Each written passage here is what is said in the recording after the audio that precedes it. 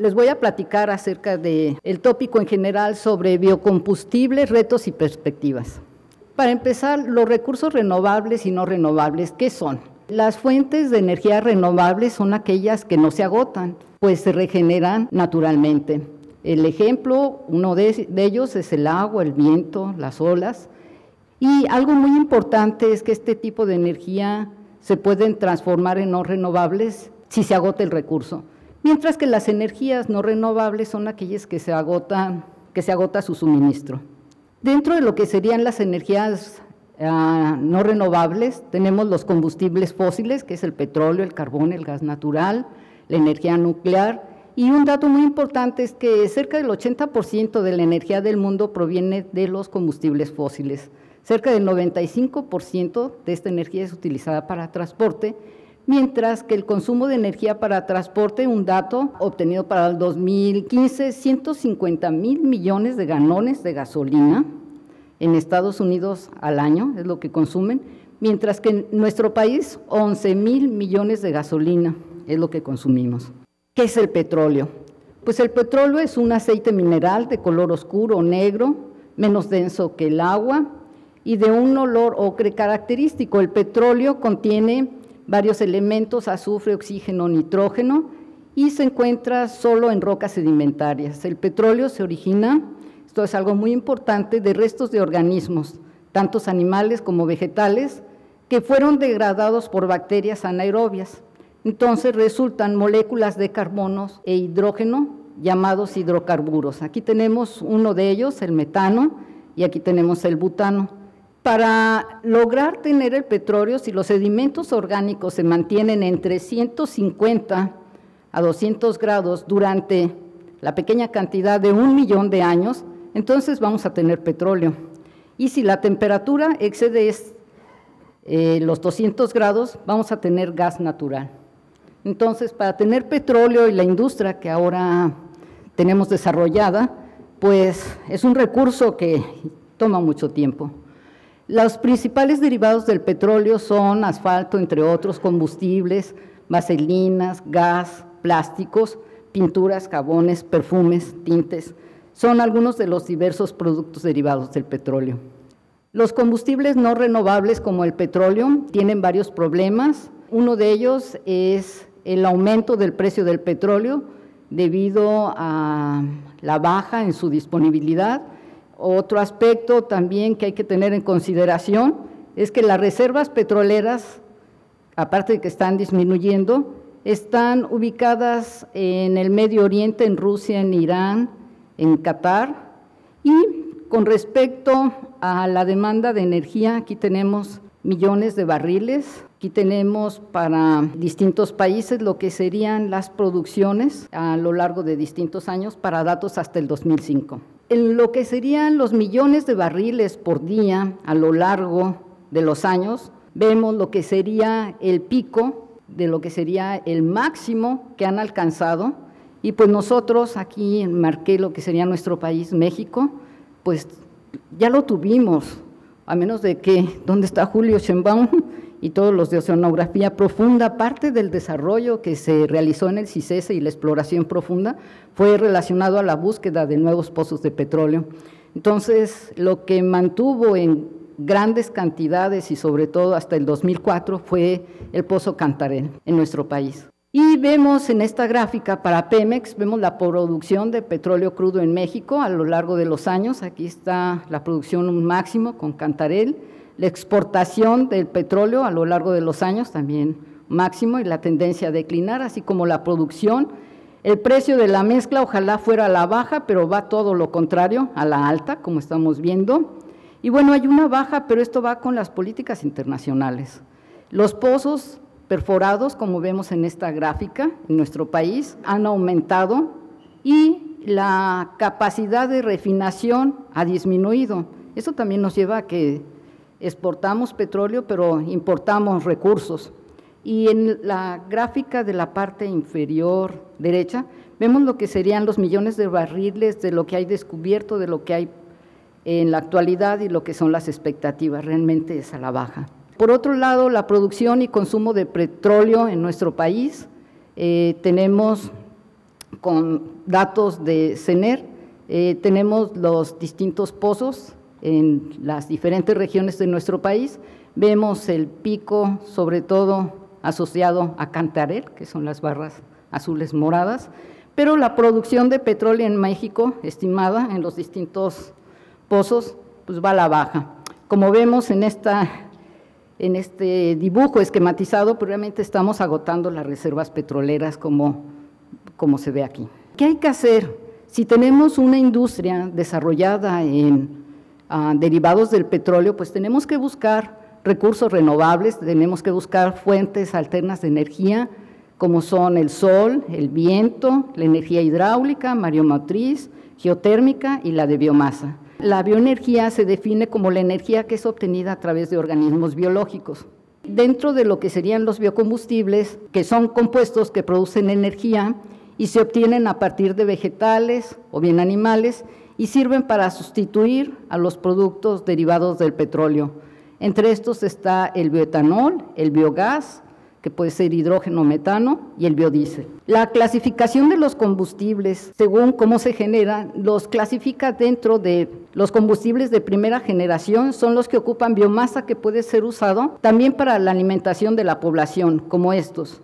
En muchos países utilizan maíz, girasol, trigo, que realmente es alimento, y bueno, el maíz en nuestro país es una parte muy importante de nuestra dieta.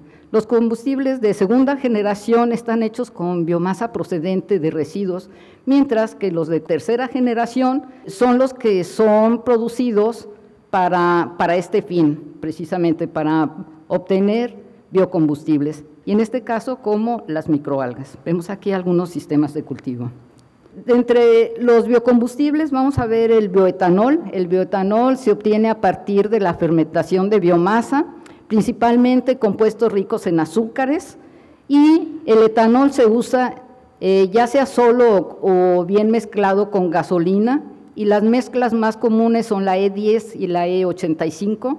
Más en México hay una norma, la NOM 016, y ahorita hay una demanda en cuanto al uso del etanol mezclado con la gasolina. El etanol también se utiliza para aumentar el octanaje de la gasolina y para reemplazar el éter de metil terbutílico, que es un compuesto que es muy tóxico y contaminante. Entonces, el etanol se usa para eliminarlo. El etanol es un líquido incoloro y tiene una característica que es inflamable, y pues eso es lo que le da las características de utilizarse como combustible. Puede ser obtenido a partir de azúcares como la caña, la remolacha, melaza, sorgo, o bien almidones como maíz, papa, yuca, madera, desechos animales, residuos, en donde se obtiene a partir de celulosa. La fermentación alcohólica es un proceso catabólico de oxidación realizado por bacterias que no requieren oxígeno y cuyo producto final pues es este alcohol. En la región pues conocemos muy bien este tipo de fermentaciones, es algo importante de la región. El proceso básicamente utiliza por medio de fotosíntesis un proceso de degradación por celulosa, obtención de etanol. El CO2 es capturado, el CO2 de las emisiones y la industria es capturado por los organismos, y esto pues sirve también para la utilización del CO2 como bonos de carbono. Otro de los recursos importantes sería el hidrógeno. Es considerado el combustible más atractivo, ya que almacena gran cantidad de energía química en el enlace hidrógeno-hidrógeno y es 2 a 3 veces más eficiente que el gas natural y la gasolina, no emite contaminantes y su producción mundial está alrededor de este valor. Bueno, la biofotólisis se refiere a la conversión del agua y energía lumínica en hidrógeno, y para llevarse a cabo la biofotólisis se necesita precisamente el proceso de la fotosíntesis, es producción de oxígeno, pero para producir hidrógeno se necesita inactivar la producción de oxígeno para que se activen unas enzimas que son las que producen el hidrógeno, que son las hidrogenasas. Eso es un reto que va contra la naturaleza del proceso, pero hay unos organismos que son las clorofíceas que producen en gran cantidad este compuesto, y la ventaja es que son secuestradoras de CO2, se pueden cultivar en aguas residuales, tienen rápida tasa de crecimiento, son depuradoras, esto es, pueden utilizar aguas residuales, no compiten con tierra cultivable para combustibles, como serían los de primera generación, sus requerimientos nutricionales son simples y además son muy eficientes en convertir la energía solar en energía química.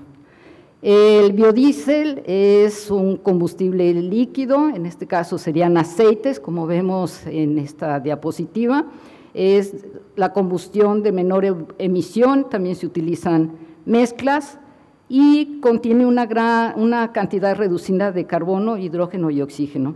El biodiesel es seguro y fácil de transportar y es biodegradable.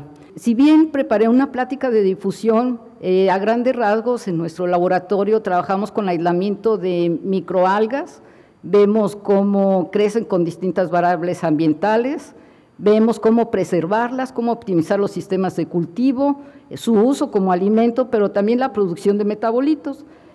Y algo muy importante también es buscar fuentes alternativas de lo que serían biocombustibles, plásticos orgánicos, y trabajamos en nuestro grupo en colaboración con varios laboratorios y departamentos de la institución.